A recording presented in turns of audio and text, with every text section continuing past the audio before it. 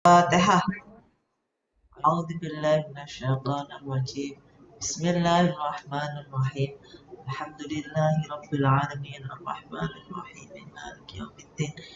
Iyyaka na'budu wa iyyaka nasta'in. Ihdinas siratal mustaqim. Siratal ladzina an'amta 'alaihim. Ya, kita akan melanjutkan manakib bacaan manakib atau biografi dari Sayyidah Khadijah.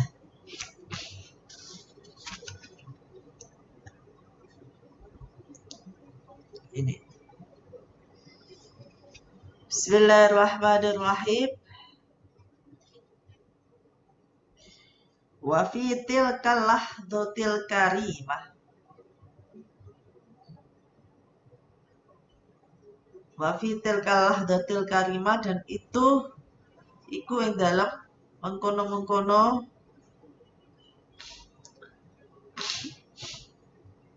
kesempatan yang mulia. Sa'idat berbahagia.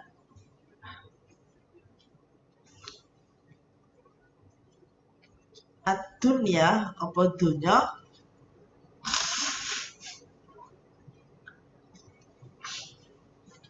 birrisalatil azimah,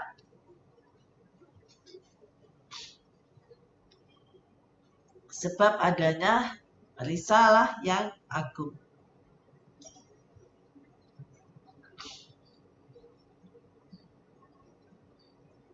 Jadi pada saat Nabi menerima wahyu itu semua berbahagia, dunia berbahagia, ya. Semua, jadi tidak hanya manusia yang berbahagia, tapi semua makhluk berbahagia. Wa min dzalikal jabalil masyhud, dan dari gunung yang dipersaksikan, yaitu Gunung Nur, di mana Nabi mendapatkan wahyu yang pertama di Gua Hira, itu di Jabal Nur. Fi dzalikal yaumil mau'ud, di hari yang telah dijanjikan. Tola'at syamsul wujud, muncullah matahari.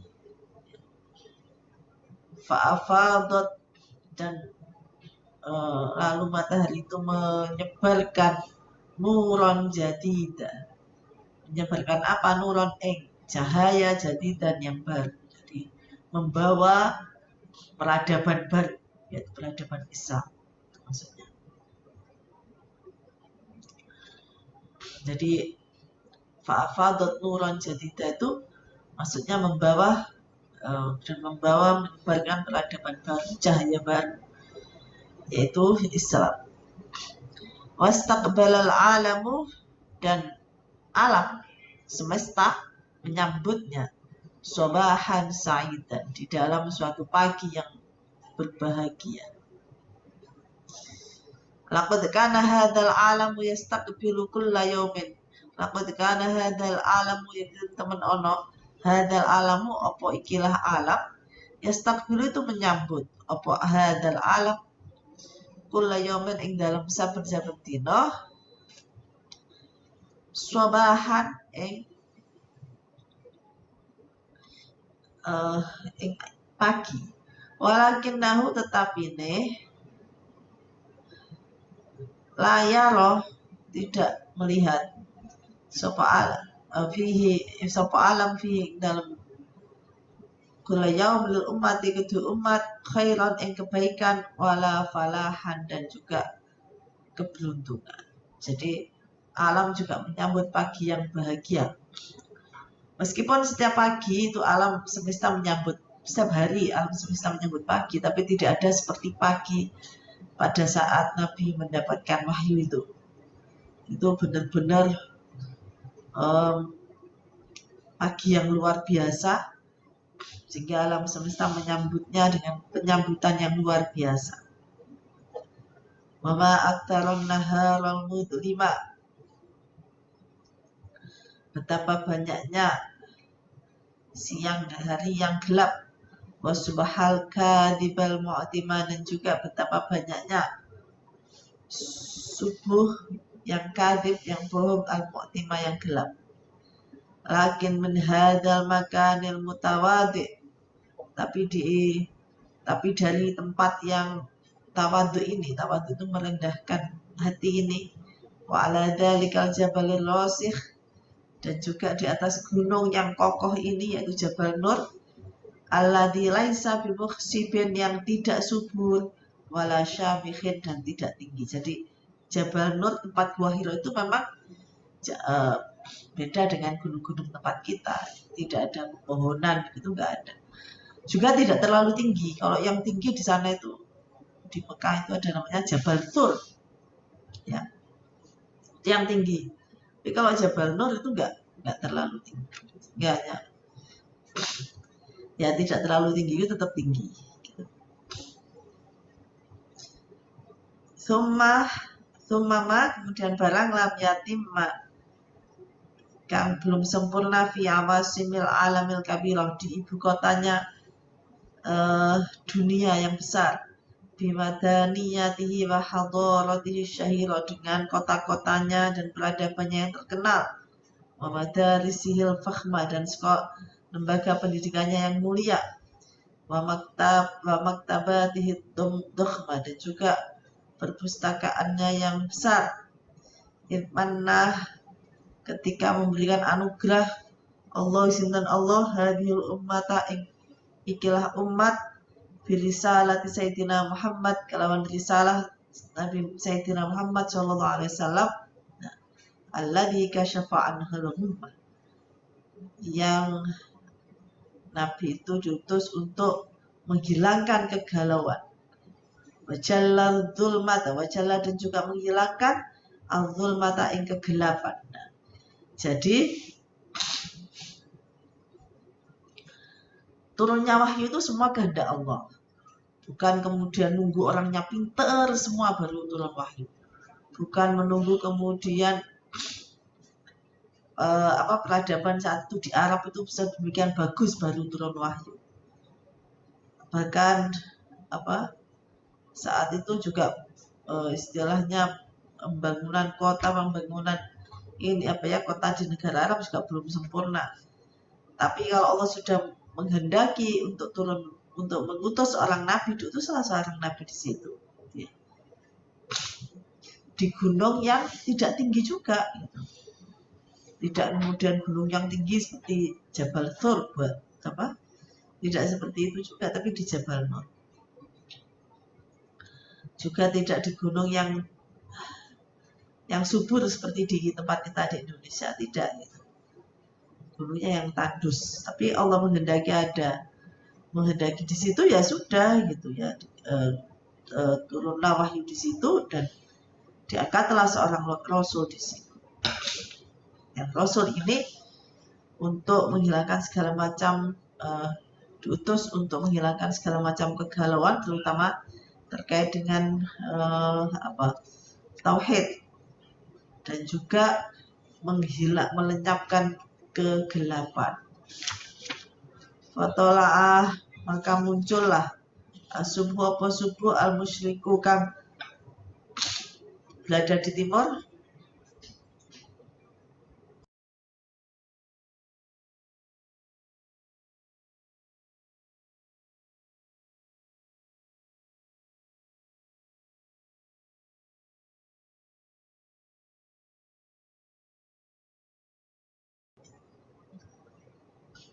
as-shadiqu, yang benar, wastaiqadha, dan menjadi bangun, fihi, di dalam subuh itu, al-kaunu, alam, ba'da angkana fi ghaflati, setelah terjadi, ya, fi ghaflatihi, dalam kelalaiannya kaun, gharikon, itu tenggelam. Artinya bisa diibaratkan sebelum Nabi diutus itu tidak hanya manusia yang dalam kondisi jahiliyah, tapi juga alam pun itu seperti orang yang kebablasan tidurnya kayak gitulah. Nah, ta'arrafa dan kemudian menjadi kenal alal miftahin nabiyyi atasnya kunci anabawi, kunci kenabian. Alladzi yaftahu yang membuka apa miftah kulla aklin multawi, kepada setiap akal yang kacau. Jadi pada saat itulah kemudian kunci kenabian diperkenalkan yang kemudian itu untuk membuka akal pikiran yang selama ini buntu, yang terjadi sesat pikir, yang terjadi kekacauan dalam berpikir. Nah, fadhaharat lahu syana'atus syirki wal fawataniyah. Maka dengan adanya diutusnya Nabi itu mulai tampaklah keburukannya syirik dan juga wataniyah, menyembah berhala. Wal khurafati dan juga berbagai hayalan wal auhami dan angan-angan al-jahiliyah di kampung jahiliyah. Jadi dengan adanya Islam, Nabi diutus dan membawa jalan Islam ini, maka kemudian menjadi jelas, oh ini yang benar, ini yang tidak benar, ini yang baik, ini yang buruk. Kalau sebelum itu mungkin menganggap bahwa menyembah berhala itu baik. Percaya pada hayalan, ada banyak hayalan dan angan-angan yang tidak penting itunya. Itu adalah baik. Tapi begitu ada Nabi membawa risalah kenabian dan membawa syariat Islam, mulai terasa oh itu yang kemarin-kemarin itu buruk, ternyata ini yang baik. Jadi kalau ada pembandingnya itu memang baru kemudian tahu mana yang baik, mana yang buruk.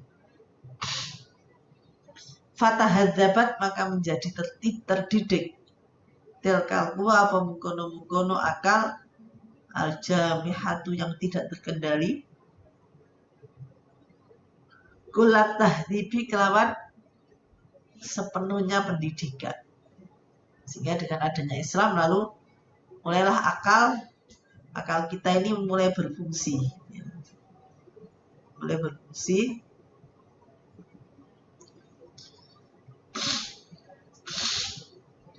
Setelah sekian lama seperti liar, tidak terkendali.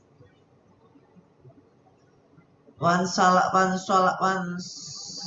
sokolat.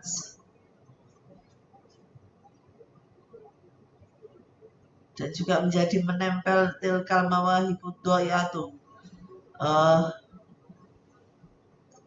pemberian yang hilang bihadil habibi kelawan jalan Nabi. Wa taqallabat dan bolak-balik baina maqamai tarhibi wa tarhibi.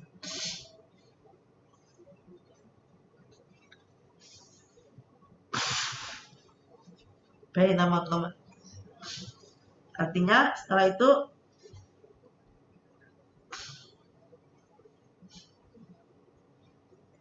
akal menjadi terbuka,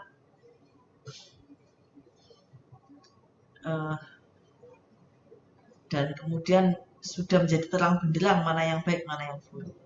Fatadafaqat dan berlalu cepat, kasaili seperti aliran air, washta'alat dan menyala, kalahibi seperti nyala api. Hatta kana sehingga ada ra'il ibili, sapa penggembala unta, ra'iyal umami iku menjadi penggembala umat. Maksudnya yang awalnya merawat unta menjadi merawat umat. Wa khalifatan dan khalifah yahkumul alama wa ilaihi yuhtakam. Dari Islam itu kemudian muncullah pemimpin-pemimpin gitu ya. Nah, muncullah Nabi itu tadi ya. Nabi dulu juga penggembala, lalu menjadi sekarang pemimpin umat. Wa asbaha farisal qabilat al balad, lalu jadilah Nabi itu sebagai penjaga suku dan negara. Fatihat walidatil majdi wal adad, yang membuka negara. Fakadurul adlu wa tasharun nur, maka keadilan menjadi bertambah dan juga cahaya menjadi tersebar.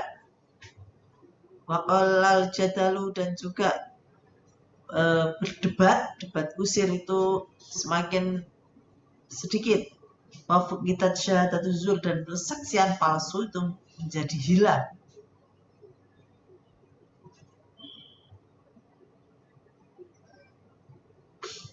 Watabaddalat, dan juga berubah al-ahwalu, pila-pila kondisi, ila ahsani halin, kepada kondisi yang paling bagus. Jadi begitu ada itu tadi kenabian ya, artinya Nabi diutus, Nabi mulai dilantik menjadi Nabi, maka segala hal yang buruk itu sudah mulai kelihatan. Oh, ini buruk gitu. Nah, dan yang baik semakin berkembang gitu. Ya.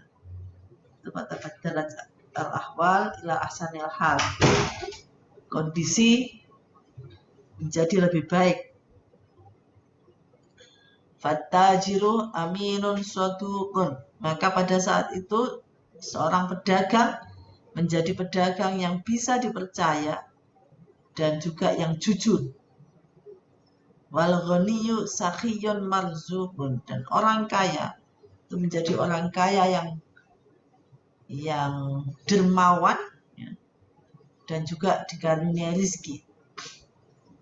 Wal faqiru, adapun orang fakir itu syarifun katihun, menjadi orang yang mulia dan bekerja keras. Wal amilu, dan pekerja, mujtahidun nasihun, seorang yang berusaha keras dan memberi nasihat. Warro'isu, dan seorang kepala, entah kepala suku, kepala apapun ya, mutawadhi'un rahimun, menjadi orang yang tawaduk dan penuh kasih sayang.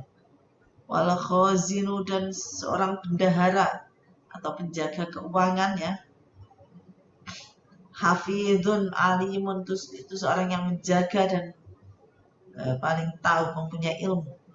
Wal qadi adilun fahimun, dan seorang hakim menjadi seorang hakim yang adil dan orang yang paham. Fadhara, maka tampaklah fidzalikal mujtama'i, di dalam masyarakat tersebut, sidqut tajiri, kejujurannya pedagang, wa amanatuhu, dan sidqut tajiri utawi kejujurannya pedagang, wa amanatuhu, dan dapat dipercayanya at-tajir. Wa ta'affuful fakiri, dan juga menjaganya. Iffah itu misalnya orang yang fakir mampu bersabar, sabarnya orang fakir, wakadahuhu, dan bekerja keras. Sabar itu tanda bahwa orang fakir, orang miskin itu sabar, itu dengan bekerja keras maksudnya ya. Wajtihadul amili wa nushuhu, dan juga kesungguhan seorang pekerja dan juga nasihatnya. Wasakhawatul ghaniyyi memuasatu, dan juga kedermawanan orang kaya dan juga pertolongannya. Wa adlul qadi wa hikmatuhu, dan adilnya seorang qadi, seorang hakim, wa hikmatuhu, dan bijaksananya. Wa ikhlasul wali, dan juga keikhlasan seorang wali ya, bisa wali. Maksudnya di sini wali itu ya entah bapak ibunya atau wali ya, pokoknya menjadi wali. Bukan waliullah tapi maksudnya. Wa syafaqatuhu, dan juga kasih sayangnya. Wa tawadhu'ur ra'isi, dan tawaduknya atau rendah hatinya seorang pemimpin. Wa rahmatuhu, dan kasih sayangnya. Wa quwwatul khadimi, dan kuatnya seorang khotim, pelayan, wahirasatuhu, dan juga menjaganya seorang khotim. Makanat tilkal bi'atsatu lil alami itu Rabi'an. Maka diutusnya Nabi itu ada pada musim semi. Walil insaniyati khisban wari'an. Maksudnya diutusnya Nabi bagi alam semesta itu seperti musim semi. Musim semi itu musim yang sangat menyenangkan. Mulai bermunculan pohon-pohon, pokoknya paling sejuk, paling enak itu musim semi. Sejuk gitu ya. Nah, itu musim semi. Walil insaniyati khisban wari'an. Dan bagi manusia apa makna dari diutusnya Nabi? Yaitu sebuah kesuburan dan keindahan. Jadi ketika diutusnya Nabi itu bi'atsah ya, maka saat itu lalu tadi sudah mulai kelihatan mana yang baik dan yang buruk. Dan kemudian orang yang sudah Islam menjadi paham bahwa dalam Islam itu juga mengatur soal perdagangan, tidak boleh mengurangi timbangan dan sebagainya. Nah, dan juga mengatur bagaimana peran seorang yang kaya dan juga seorang yang miskin. Maka yang kaya itu harus dermawan. Sementara yang tidak punya, yang fakir atau miskin ini sabar tapi juga kerja keras. Nah, kemudian juga bagaimana seorang hakim harus adil, dan seorang pemimpin ini harus menjadi pemimpin yang tawaduk dan penuh kasih sayang. Nah ini, dan saat itu bermunculanlah seperti itu gitu ya, bermunculan gitu. Maka oleh karena itulah adanya diutusnya Rasulullah SAW ini bagaikan musim semi. Ini kalau di Eropa ya bulan-bulan ini sudah musim semi. Ini bagus-bagusnya ya. Seperti di Belanda itu tulipnya mulai bermunculan. Di April ini di Turki juga tulip ya, bunga tulip mulai bermekaran. Nah itu bagus sekali. Nah itu makanya itu musim semi. Nah, kita di Indonesia tidak mengalami yang namanya musim semi. Kalau di negara 4 musim, ini musim semi itu musim yang paling enak gitu. Nah, waqad ikhtassa, dan teman-teman sudah memberikan kekhususan Allah hadhil jauharota kepada permata almasunata yang terjaga, wadurrota dan permata almaknunata yang tersimpan, bimazaya adidatin dengan keistimewaan yang berbagai macam, wa khisalin hamidah dan juga perilaku-perilaku yang terpuji.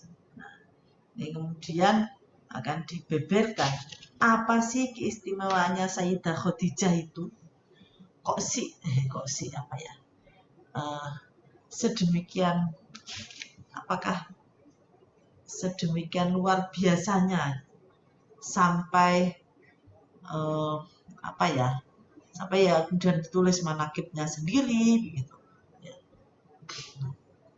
Apa keistimewaannya? Maka ini akan kita bahas keistimewaannya. Yang ini semua keistimewaan tentunya berasal dari Allah Subhanahu wa Ta'ala.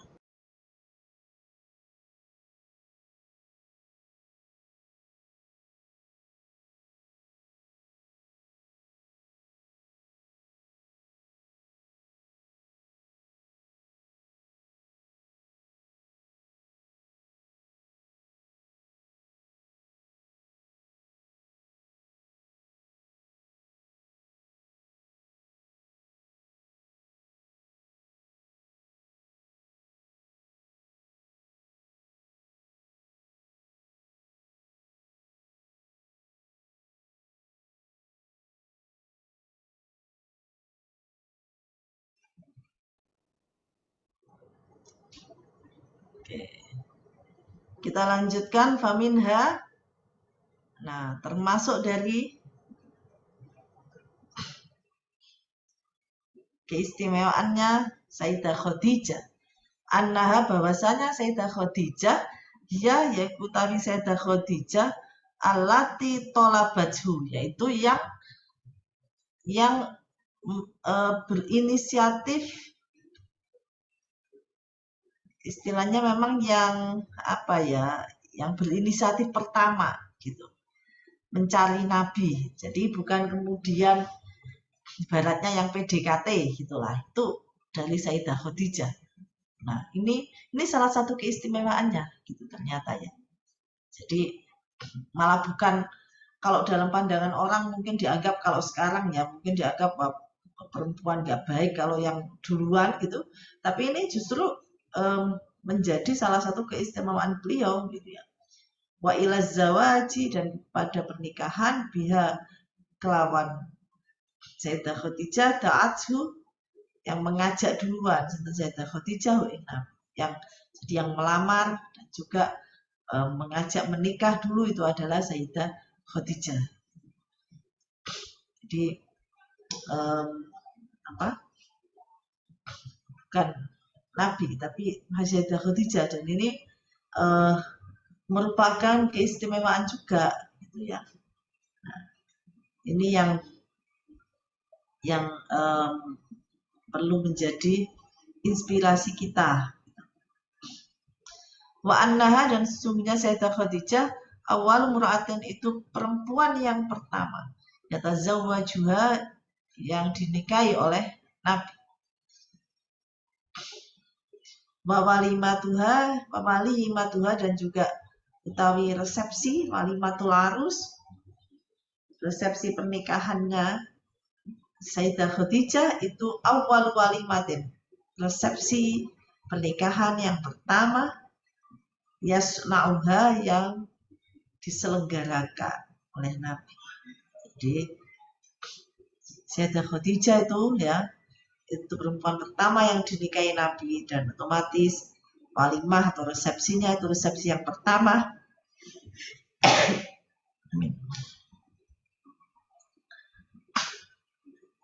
Wa asyad, dan hidup bersama sinten Sayyidah Khadijah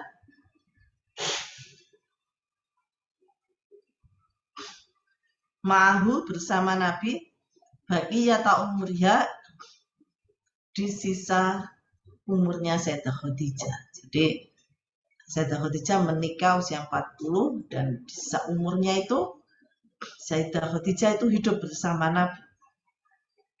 Walam yatazawwaj bighairiha, walam yatazawwaj, dan tidak menikah sinten Nabi bighairiha, kelawan sakliyane Sayyidah Khadijah, hatta matat, sehingga kemudian wafat sinten Sayyidah Khadijah, ba'da'an ro'a, setelah Nabi melihat gitu ya, menyaksikan kholisobiriha, menyaksikan keikhlasan dan kebaikannya Sayyidah Khadijah. Jadi selama Nabi menikah dengan Sayyidah Khadijah, itu Nabi tidak menikah dengan perempuan lainnya. Itu juga termasuk keistimewaannya Sayyidah Khadijah. Jadi hanya satu-satunya.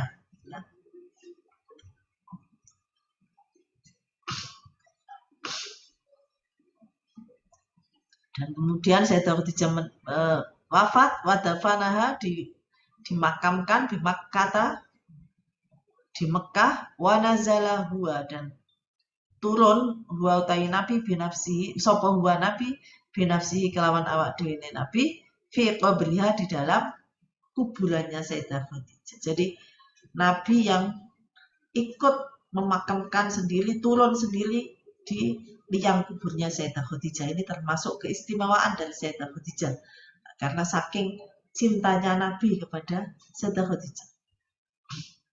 Waqad asyarathu, dan teman-teman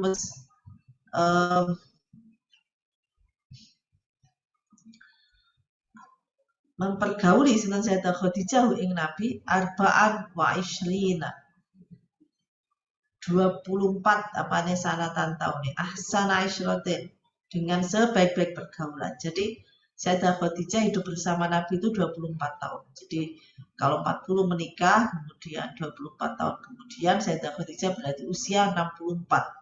Beliau wafat. Warafaqathu dan menemani dan Sayyidah Khadijah ing Nabi afdhala rifqatin dengan sebaik-baiknya, seutama-utamanya pendampingan. Jadi Sayyidah Khadijah itu memang istri yang luar biasa juga gitu ya. 24 tahun hidup dengan Nabi, dengan menjadi istri yang bisa melengkapi ya, dan sangat menyayangi Nabi. Nabi itu juga sangat cinta pada Sayyidah Khadijah. Jadi mereka berdua itu saling menyayangi, saling mencintai. Wa alifathu dan menyenangkan sinten Sayyidah Khadijah, selalu membuat senang sinten Sayyidah Khadijah ing Nabi a'dhama ulfatin dengan sebaik-baiknya senangan. Wa sadaqathu dan mendampingi sinten Sayyidah Khadijah ing Nabi aufa mahabbatin dengan sepenuh cinta. Jadi sama-sama cintanya. Nah, ini sama-sama sayangnya, sama-sama menghargainya. Dan mereka berdua saling menemani satu sama lain, saling mendampingi dengan penuh cinta.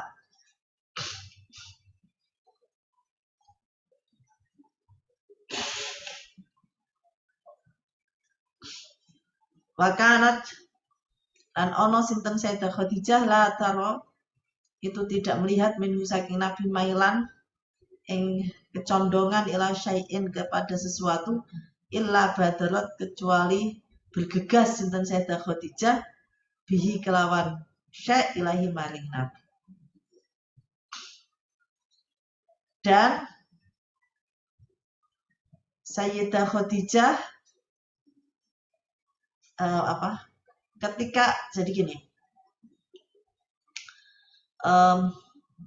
apapun gitu ya, ketika Sayyidah Khadijah melihat Nabi menginginkan sesuatu, Sayyidah Khadijah itu bergegas untuk memenuhinya. Misalnya ini kok, ya itu termasuk dulu ketika ceritane Nabi mau ke Gua Hira, Nabi kan setiap bulan itu ada uzlah gitu ya, ke Jabal Nur, Gua Hira. Nah itu Sayyidah Khadijah itu pasti selalu bergegas untuk menyiapkan gitu ya, apa yang dibutuhkan oleh Nabi. Waqad damat hadiyatan baina yadayhi dan juga menyiapkan selalu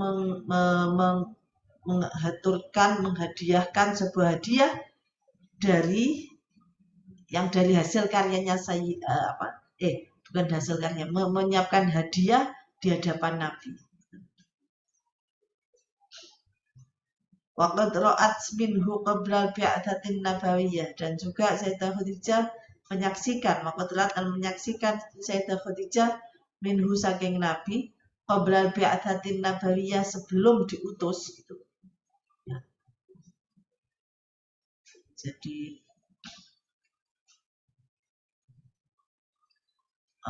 Jadi kan diutusnya Nabi itu kan 15 tahun setelah Nabi menikah. Nah, selama 15 tahun sebelum Nabi diutus itu, itu ada periode di situ di mana Nabi rohbatan fi maulaha itu sangat sangat menyukai, dalam arti sangat menghargai pekerjaannya. Ini budaknya Sayyidah Khadijah, Zaid bin Harithah, yaitu Zaid bin Harithah, kawiyatan yang kuat. Nah, jadi saat itu Sayyidah Khadijah punya budak namanya Zaid bin Harithah gitu yang Nabi sangat senang karena kuat gitu ya. Jadi kerjaannya itu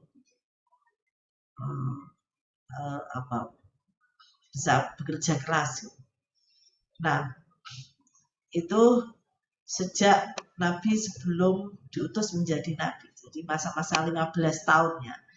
15 tahun awal menikah. Jadi 15 tahun pertama dalam pernikahan itu kan Nabi belum diutus. Karena Nabi diutus itu di usia 40, berarti saat itu Sayyidah Khadijah di usia 55 ketika Nabi diutus. Nah, di periode itulah Nabi pernah menunjukkan bahwa Nabi sangat sangat senang pada budaknya Sayyidah Khadijah. Maka nabinya mengkalaunu min hasakin Sayyidah Khadijah illa an wahabat hulahu binafsin. Illa an wahabat hulahu, kecuali kemudian menyerahkan sinten Sayyidah Khadijah ing Zaid lahu kepada Nabi binafsin radiyatin sakhiyatin, dengan jiwa yang rela dan juga kedermawanan, penuh dermawan. Jadi ketika kemudian, duh aku kok seneng sama budakmu itu, maksudnya ini kok kuat gitu ya, kerjanya beres, langsung sama Sayyidah Khadijah itu dihadiahkan kepada Nabi budaknya itu, tanpa pikir panjang. Karena ilah hadratihi minal mansubin, karena pada saat itu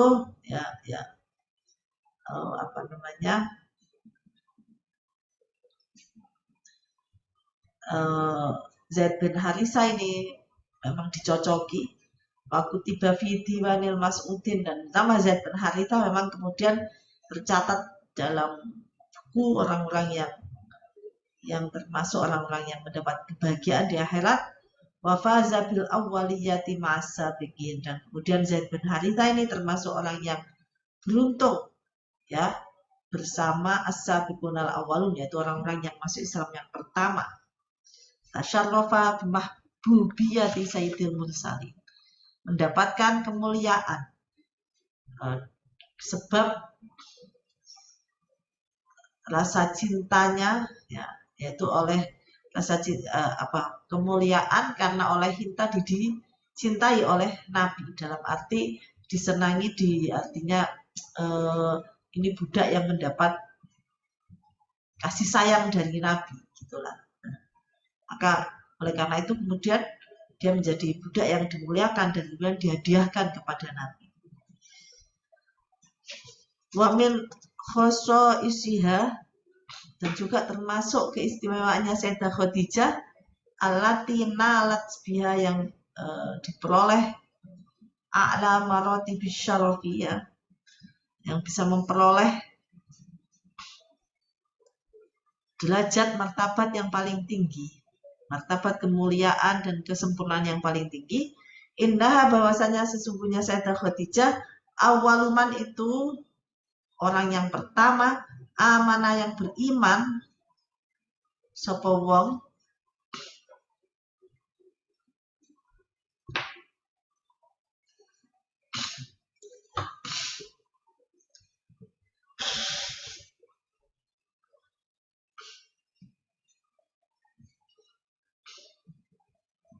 bihi kelawan Nabi minan nisa'i, baik dari sisi perempuan, warijali dan laki-laki. Fasaddaqathu, lalu maka membenarkan sinten Sayyidah Khadijah ing Nabi, wa azarathu, dan menolong sinten Sayyidah Khadijah ing Nabi. Jadi salah satu lagi keistimewaan dari Sayyidah Khadijah, bahwasanya Sayyidah Khadijah itu orang yang pertama beriman kepada Nabi, baik dari kelompok laki-laki maupun kelompok perempuan, dan juga yang membenarkan Nabi dan juga yang menolong Nabi, wa anatsu, dan juga menolong Nabi, wa thabbatatsu, dan meneguhkan keimanan, meneguhkan hati Nabi.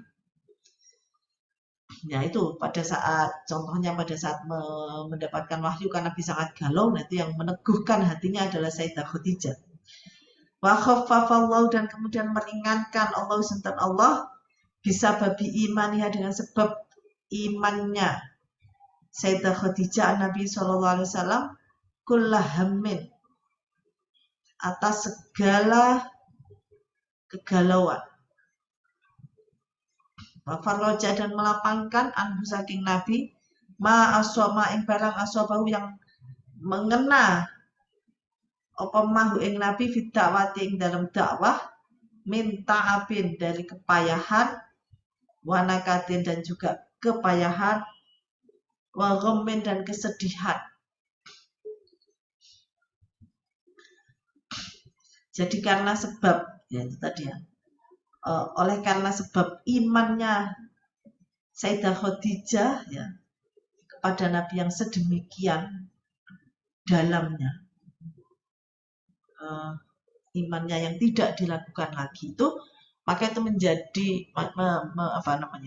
menjadi wasilah Allah, maksudnya menjadikan Allah itu artinya meringankan ya, Allah kemudian meringankan karena sebab imannya Sayyidah Khadijah itu, Allah meringankan segala hal yang menghalangi dakwahnya Nabi. Bahkan rasa capek, ya, rasa sedih yang pasti orang berdakwah itu kan pasti merasakan capek secara manusiawi sekali gitu ya, merasa capek, merasa sedih, mungkin merasa ya aduh kayak apa, mungkin kayak agak-agak wah bosen kadang, mungkin begitu ya. Nah ini semua dihilangkan oleh Nabi karena apa? Karena ini karena tebalnya imannya Sayyidah Khadijah. Maka la yasma'u syai'an min zumratil ilhadi. Maka tidak pernah Nabi itu termasuk orang yang menyimpang dari agama, min takdzibin wa juhudin wa inatin. Tidak juga termasuk orang yang mendustakan, mengingkari, menentang gitu ya. Wa yarji'u ila Sayyidah Khadijah illa wa yajidu. Maksudnya di sini bahkan maksudnya Nabi tidak pernah melihat Sayyidah Khadijah itu menyimpang dari agama, entah itu mendustakan atau mengingkari ajaran, menentang Nabi, nggak pernah sama sekali Sayyidah Khadijah. Wa yarji'u ila Sayyidah Khadijah illa wa yajidu, dan kemudian Nabi ketika kembali kepada Sayyidah Khadijah illa wa yajidu indaha kullahu huda wa sadad. Dan setiap Nabi itu melihat Sayyidah Khadijah itu justru Nabi selalu menemukan Sayyidah Khadijah itu penuh dengan bimbingan gitu ya, dan juga selalu dalam kebenaran, batu hawinu, dan juga memudahkan. Sayyidah Khadijah itu selalu berusaha memudahkan alaihi, yang memudahkan jalannya Nabi dari al-rozaya, dari berbagai macam kendala musibah yang ada, watuwasihi, dan juga menolong Nabi. Jadi Sayyidah Khadijah tidak pernah kemudian menyulitkan Nabi dengan misalnya hal-hal yang justru bertentangan dengan agama atau bahkan mungkin menentang ajaran Nabi, tapi justru malah Sayyidah Khadijah ini bagaimana selalu menolong Nabi, mempermudah jalan dakwah Nabi. Wataba'atu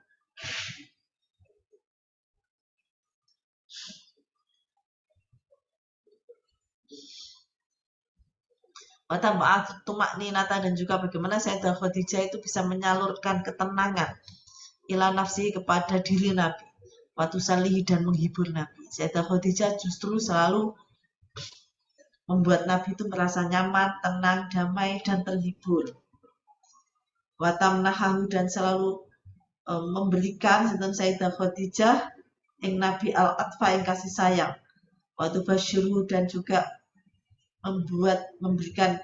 selalu membuat bergembira pada Nabi bima saufa tarahu fi, dengan apa yang akan dilihatnya.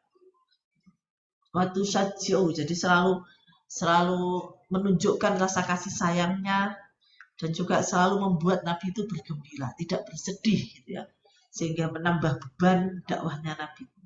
Waktu syaj'uhu, dan juga selalu memberanikan ya, menyemangati Nabi. Waktu ayyidu, dan menguatkan Nabi. Wabikulli khairin tumannihi, dan apapun pokoknya kebaikan yang ada pada Sayyidah Khadijah itu diberikan kepada Nabi. Oleh karena itu juga Nabi juga seperti itu. Nabi itu juga sayangnya, cintanya kepada Sayyidah Khadijah itu juga luar biasa gitu. Sampai kemudian ketika Sayyidah Khadijah wafat itu kan berduka itu sampai lama sekali gitu. Nabi, karena itu tadi mereka berdua, Nabi dan Sayyidah Khadijah itu saling sayang, saling cinta itu luar biasa.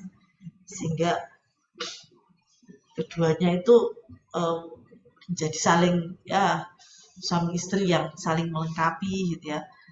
Nah, saling menghargai, tidak pernah sekalipun juga Nabi misalnya merendahkan Sayyidah Khadijah juga tidak pernah gitu.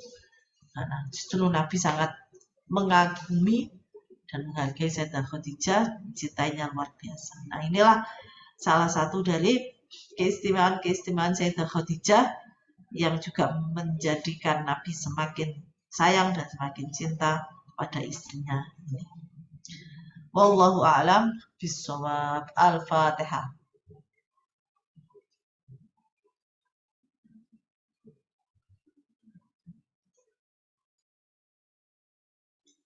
Assalamualaikum warahmatullahi wabarakatuh.